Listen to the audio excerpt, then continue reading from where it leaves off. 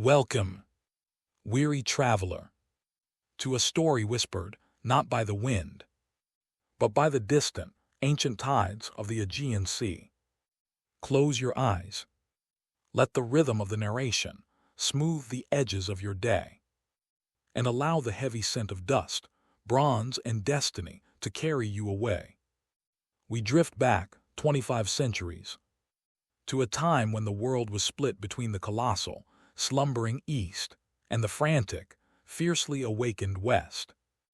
We journey to the year 480, before the Common Era, when the fate of all self-governance, the very notion of a free mind, hung precariously in the narrow passage of history. Settle in. Let the images gather in the dark. Imagine, if you will, the Achaemenid Empire, or the Khshasa, as its masters named it. A kingdom so vast, so staggeringly wealthy, that the very sun seemed to rise and set upon its mandate. This kingdom was not merely large, it was a state of being. A perpetual, golden midday. It was a single, glorious, golden tapestry, woven across 5.5 million square kilometers of the known world, stretching from the baking deserts of Egypt to the vast, shimmering Indus River Valley.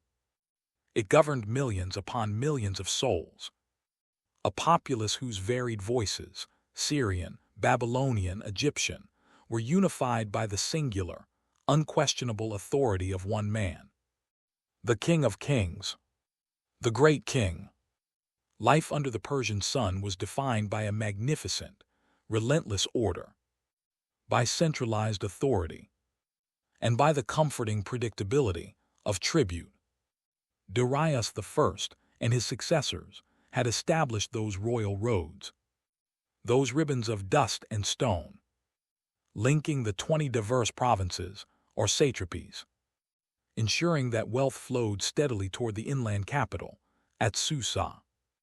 Gold, timber, spices, and the finest horses all moved along this vast network with the speed of the king's messengers.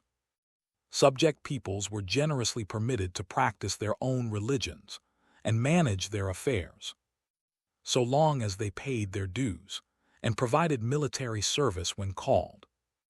This was not merely brutal oppression, it was overwhelming, systematic authority. A universal empire built on the promise of perpetual, unshakable peace, through absolute, unquestioning submission. The sheer scale was meant to inspire awe and silence. Now, cast your gaze across the glimmering, fragmented waters of the Aegean, westward to the land the Persians called Yauna, Hellas. Here, the land was rugged, demanding, and utterly fractured.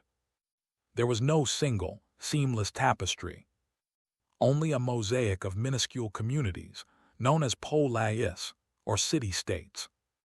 They shared language and gods, they shared the memory of Homer, but little else. They were relentlessly competitive, politically volatile, and fiercely independent, clinging to wildly disparate, often clashing, systems of governance.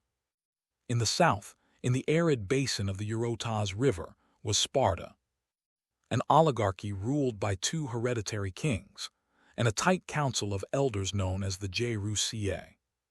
Spartan life was an unwavering commitment to a militarized, brutal discipline, where the collective interest, the preservation of the state, consumed every flicker of individual ambition. There, freedom meant freedom from personal desire, freedom to die for the law. Meanwhile, across the Gulf, the ports of Athens glittered and bustled. This city, founded on the power of the sea and the voice of the ordinary man, flourished, having developed the world's first democratie, where all male citizens participated in the assembly and served on juries. In Athens, freedom meant the right to speak, the right to vote, and the right to argue endlessly in the Agora. This was the fundamental, burning contrast. The great king's centralized, universal authority against the Greeks' messy, competitive, often fractious notion of self-rule.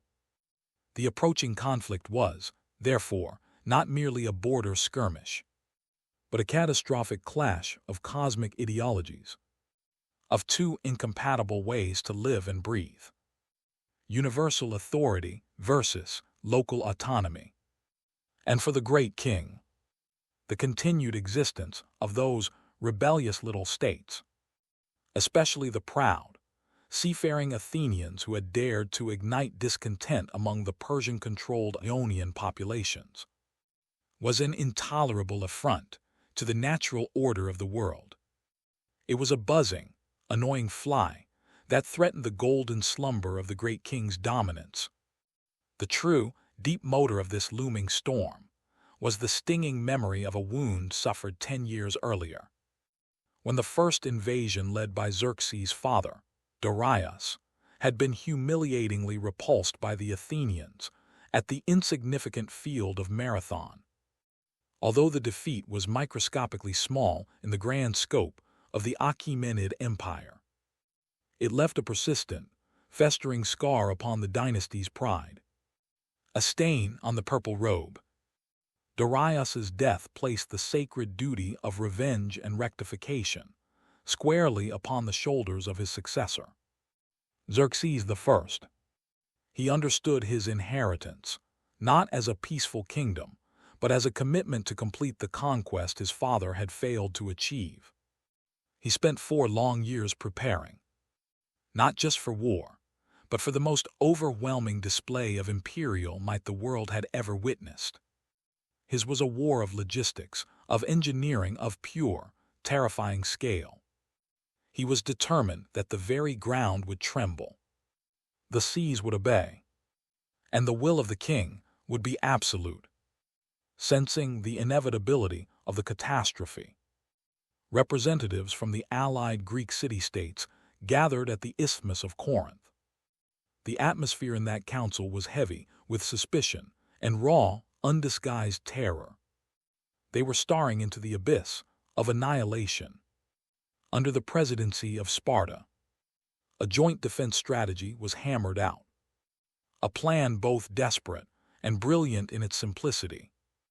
Used the unique geography of Greece as the most powerful weapon they possessed. They would block the massive Persian army at the narrowest possible land pass, Thermopylae, the hot gates. Simultaneously, the Allied Navy would guard the northern sea approach at the Straits of Artemisium, preventing a flanking maneuver. This act of cooperation proved that the Greeks possessed a crucial variable the Persian Empire lacked: the ability to temporarily unify their command structure and focus their disparate energies on pure survival. This was a calculated, brutal race against time. The grand stage was set. But history is never made by geography alone.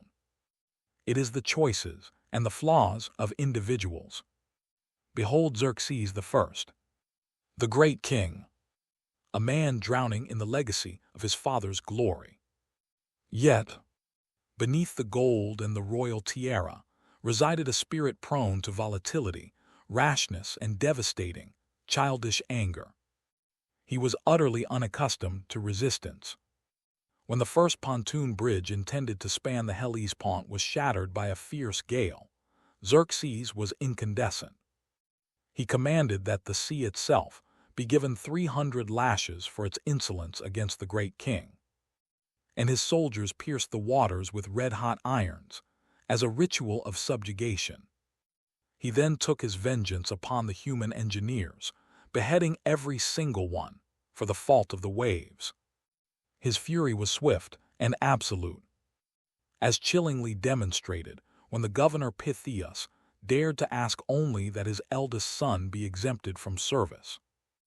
Xerxes ordered the son cut in half, then marched his entire colossal army between the severed halves, as a chilling warning to anyone who would question his success.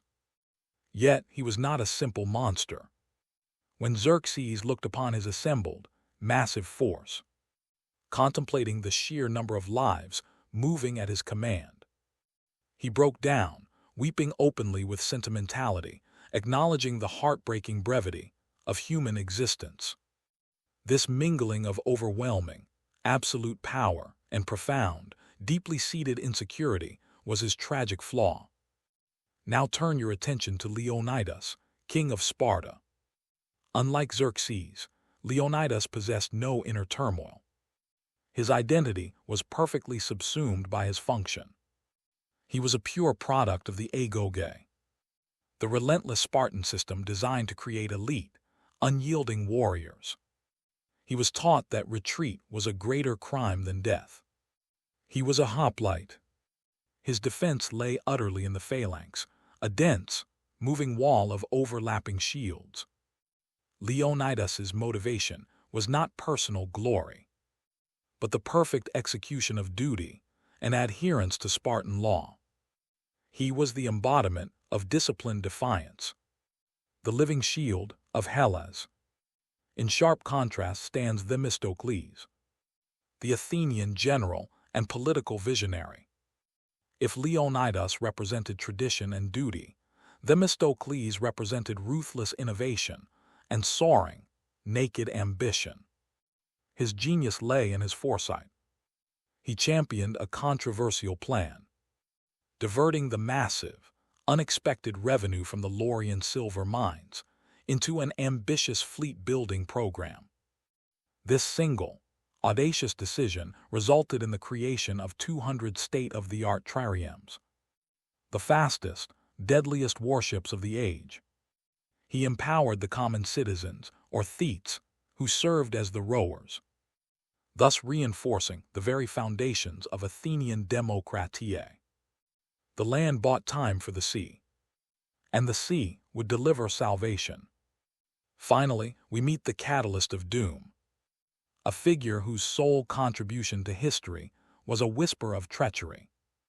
Ephialtes, a local man from Melis, near the pass of Thermopylae. He was defined by marginalization and deep resentment toward the Spartans. The bitter sting of social and political exclusion festered, making the promise of Persian gold a siren's song.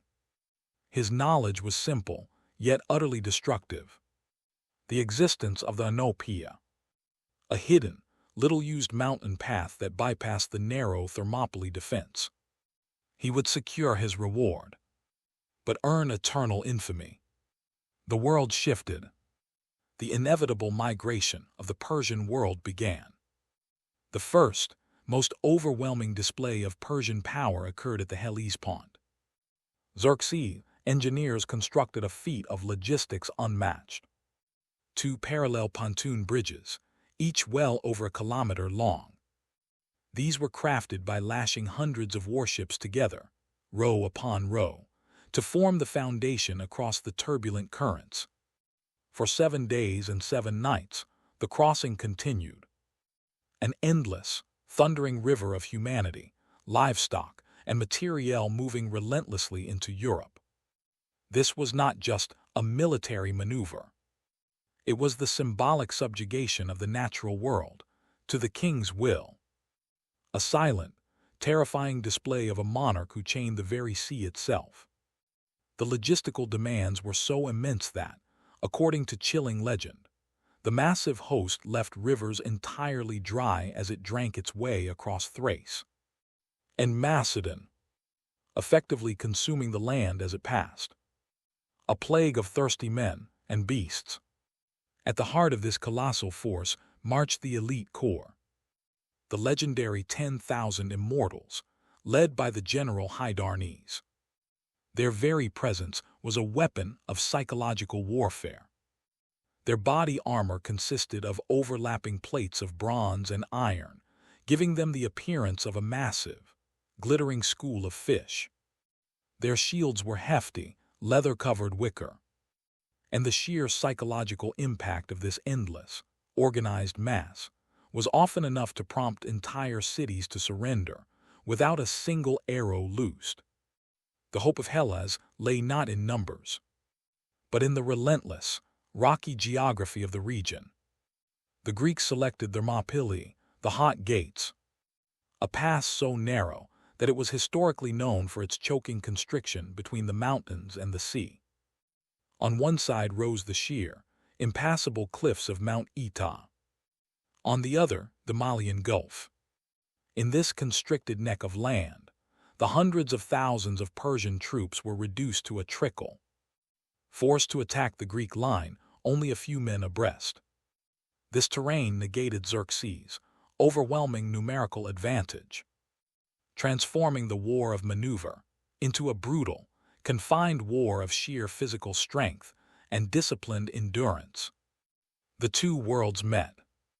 Under the oppressive heat of the late summer sun, Xerxes arrived, and, surveying the meager force gathered against him, about 7,000 allied troops, he chose to wait.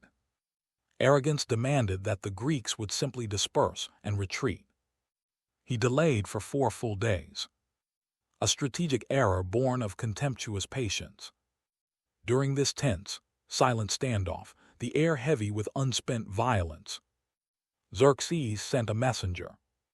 The demand was simple and backed by the might of the world. "Surrender your arms." Leonidas's reply, delivered with cold Spartan finality, transcended diplomacy. The messenger returned empty-handed, carrying only 2 words. "Molon l'abbé." Come and take them.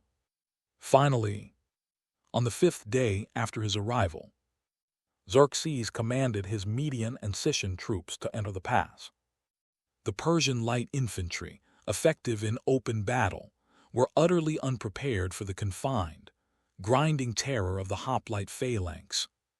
The Greeks, heavily armored in bronze, formed an impenetrable, deadly hedge. Arrows, fired in mass volleys, simply found purchase in the wooden core of the shields, or glanced harmlessly off the heavy bronze face. The Spartan elite performed a terrifying tactical feint, pretending to break and retreat in panic. The pursuing Persians, eager for the rout, charged haphazardly into the pass, only to have the Spartans instantly reform their shield wall, slamming shut the trap, and slaughtering the enemy ranks against the stone cliffs. They killed thousands, then rotated out new, fresh men from the rear ranks to face the next wave. While the battle raged on land, an equally critical conflict unfolded simultaneously across the water at the Straits of Artemisium. Themistocles' allied naval force had a singular, vital mission: hold the northern flank. Fortune, or perhaps the wrath of the sea god Xerxes had dared to chain, intervened on the Greeks' behalf. Approaching Artemisium, the massive, unwieldy Persian armada was struck by a tremendous gale. The wind howled and the waves crashed with relentless, unforgiving force, dashing approximately a third of their vast fleet, around 400 ships, against the jagged, unforgiving rocks. This instant, massive reduction in Persian naval superiority was a gift of parity, a gift the Greeks could never have achieved through combat alone. When the winds calmed, the Allies engaged the remaining Persian fleet in sharp, tactical skirmishes. The Athenian triremes, nimble and built specifically for ramming, proved devastating in the cramped coastal waters. The Greeks utilized the narrow straits to their advantage, forcing the Persians into close-quarters combat where their superior numbers were nullified. That night, a second storm broke. It struck the Persian detachment of 200 ships that had been sent to circle Euboea, driving them onto the rocky coast of the Hollows, destroying most of those vessels as well. The sacrifice at Thermopylae was buying the fleet the necessary time. The sun rose on the 2nd day over Thermopylae. Xerxes, consumed by an incandescent rage, committed his ultimate weapon. The Immortals. Hydarnes commanded the 10,000 elite warriors into the constricted killing field.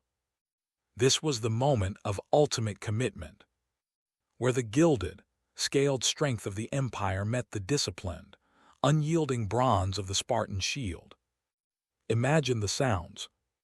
The dull, rhythmic impact of the Persian short swords and daggers scraping uselessly against the heavy, resonant bronze of the Spartan shields. The air was thick and metallic, smelling of sweat, blood, and the raw, compressed fear of men fighting with no room to maneuver. The day was a repeat of the first, perhaps even bloodier. The Spartans continued their brilliant, infuriating feints, turning and reforming the iron-hard phalanx, trapping the Immortals and killing thousands in the chaotic frenzy. When the sun finally dipped below the cliffs, Xerxes' ego was shattered. His elite guard had failed, and his forces had suffered possibly 20,000 casualties in 2 days. It was in this moment of strategic desperation that the marginalized man, Ephialtes, made his appearance. He brought the fatal knowledge of the Thermopylae path, a goat track high above the cliffs of Athens. He offered doom for gold under the deepest hour of night, when the cold mountain air held the stillness of death. Hydarnes led a large, silent detachment of Immortals up the arduous, climbing ascent. The Greek strategy had accounted for a flanking maneuver, but the Phocians guarding the path were betrayed by sound. From the stillness of the dead air, the Phocians heard the unmistakable sound of dried oak leaves, rustling loudly under the hurried, trampling feet of the ascending Persian troops. The Greeks were scattered, and the pass was left unguarded, sealed only by the silent promise of morning death. The first sickly gray of dawn, Leonidas received the crushing news from breathless runners descending the mountain.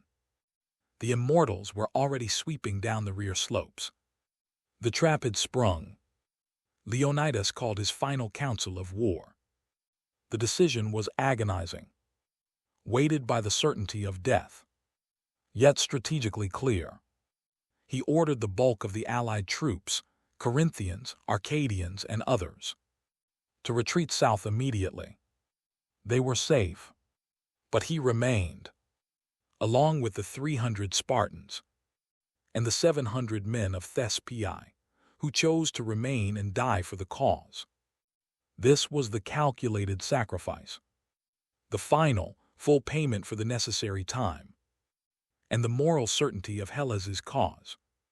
Knowing their fate, the remaining Greeks moved away from the comparative safety of the Phocian wall, deliberately advancing into the wider part of the pass.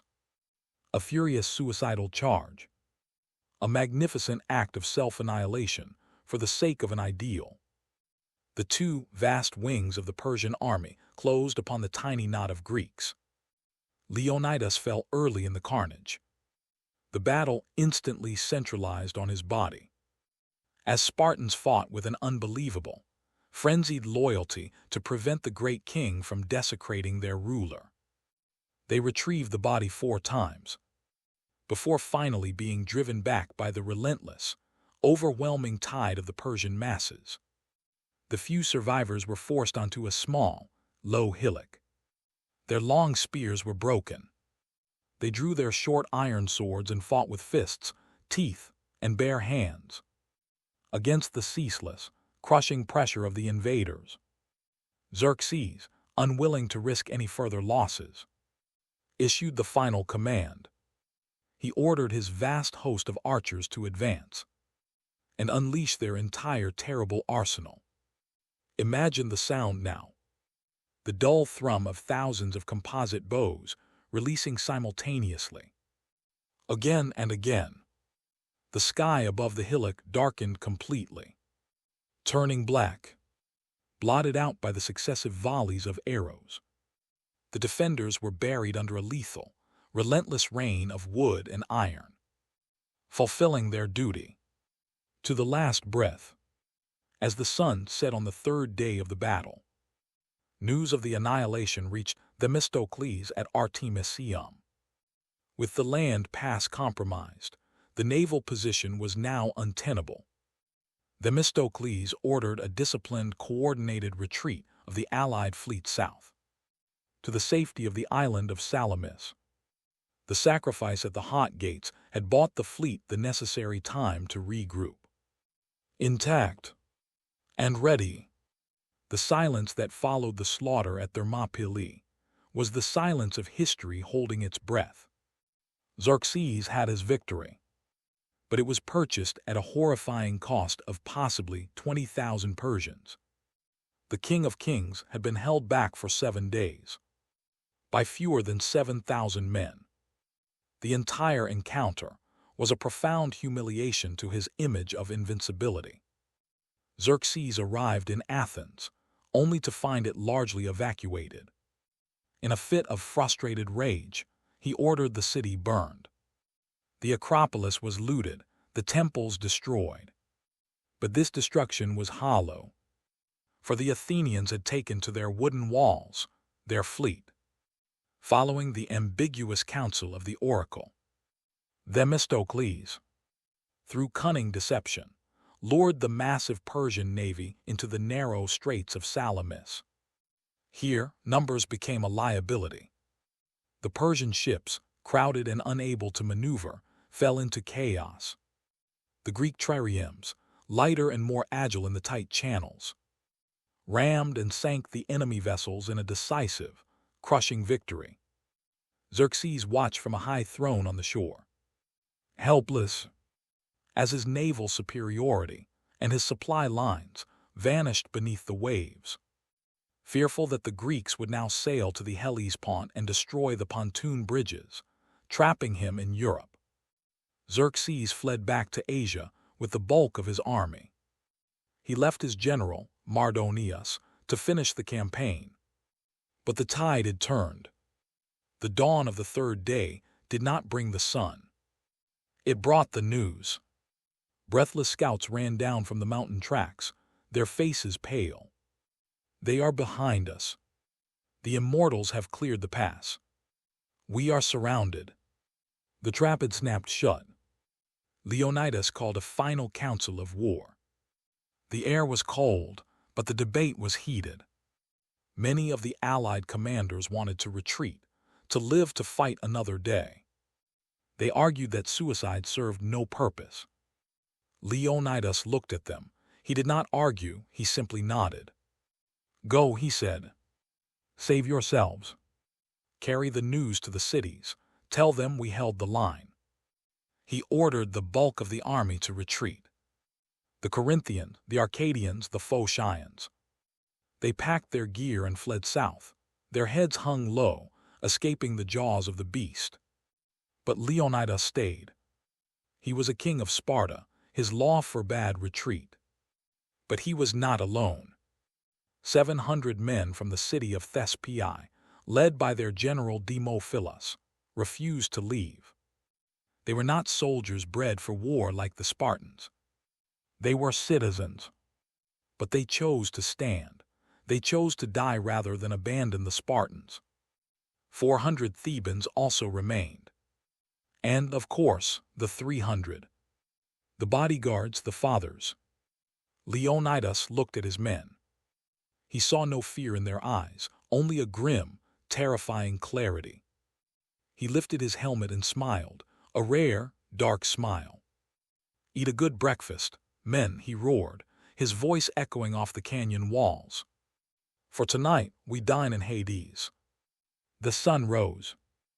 Xerxes waited until the morning light filled the pass, allowing the Immortals time to descend from the rear. Then he gave the signal. This time, the Greeks did not wait behind the wall. They knew they were dead men walking. And dead men have no need for defense. They marched out. They left the safety of the narrows and walked into the wider part of the pass.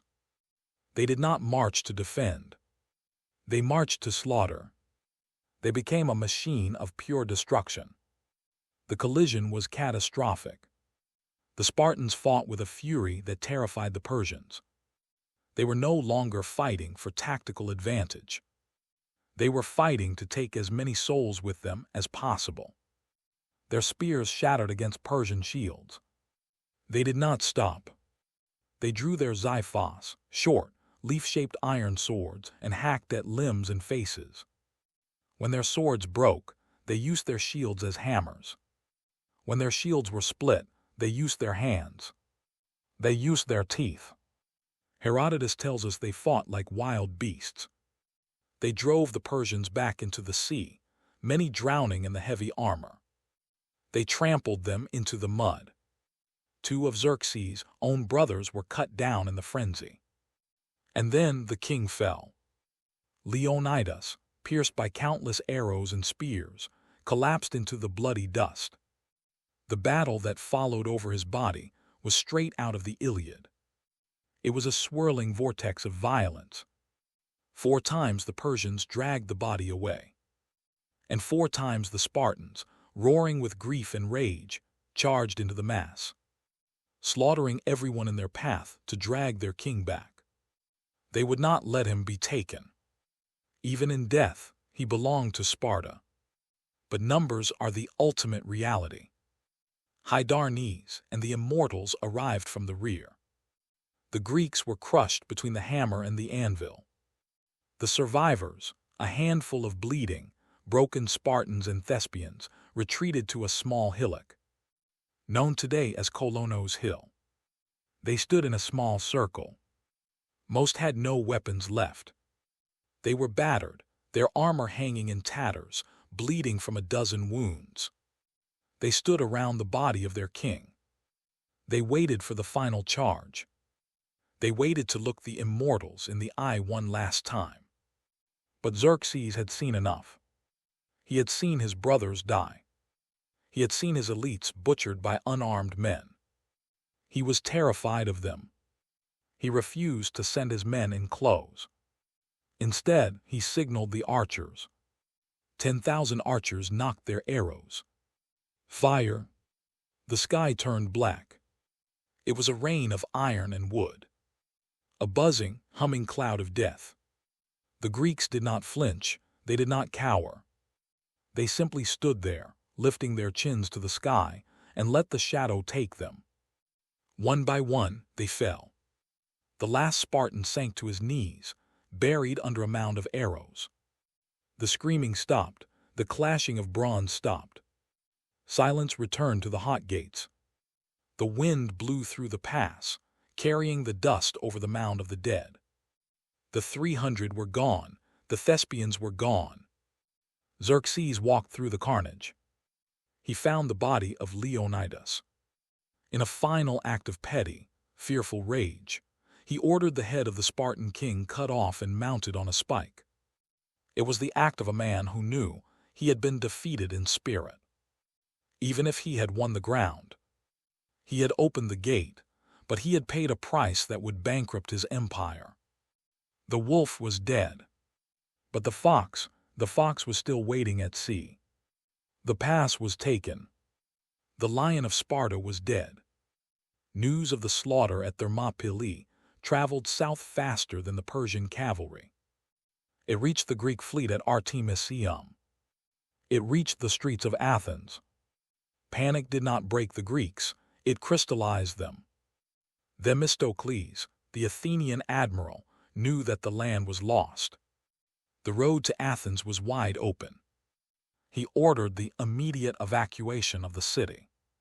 He remembered the confusing words of the oracle at Delphi, spoken months ago. Though all else shall be taken, Zeus grants that the wooden wall alone shall remain uncaptured. Some thought it meant the wooden palisade around the Acropolis. Themistocles knew better. The wooden wall was the fleet. It was the hull of the trireme. The Athenians fled their homes.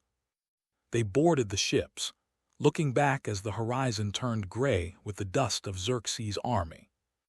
Xerxes arrived in Athens. He found it empty, save for a few stubborn priests on the Acropolis. He killed them, he looted the temples. And then he gave the order. He burned Athens. The smoke rose in a black column, visible for miles. Xerxes sat on a throne set up on Mount Aigaleo, overlooking the Bay of Salamis. He watched the flames. He thought he had won. He thought he had broken the spirit of the West. But he was looking at the ashes of buildings. The city, the men, the democracy, the will was floating in the bay below him. Themistocles had trapped him again. Just as Leonidas had used the mountains to squeeze the Persian army, Themistocles used the narrow straits of Salamis to squeeze the Persian navy. He sent a secret messenger to Xerxes, pretending to be a traitor. He told the king, "The Greeks are terrified, they are about to flee. If you attack now, you will catch them in their nets." Xerxes, drunk on his victory at Thermopylae, took the bait. On a morning in late September, 480 BC, the Persian fleet rode into the bottleneck. 1,200 ships tried to jam into a space meant for 100. And then the Greeks began to sing. It was not a song of mourning. It was the paean, a hymn of battle. O sons of the Greeks, go. Free your country. Free your children, your wives, the temples of your gods, and the tombs of your ancestors. Now is the struggle for all things. The Greek triremes, heavy and low in the water, rammed the Persian ships. The bronze rams smashed through the delicate timbers. The Persian numbers became their doom. They crashed into each other. They could not maneuver. Xerxes watched from his throne as his wooden wall splintered and sank. He watched as the sea turned red. He watched his dreams of a universal empire drown in the dark waters of the Aegean. The victory at Salamis broke the back of the invasion. Terrified that the Greeks would sail to the Hellespont and destroy his bridges, trapping him in Europe, Xerxes fled. He took the bulk of his army and marched back to Asia, leaving his general Mardonius behind to finish the war. But the war was already decided. The spell of Persian invincibility was broken. 1 year later, at the Battle of Plataea, the full might of Sparta finally marched out.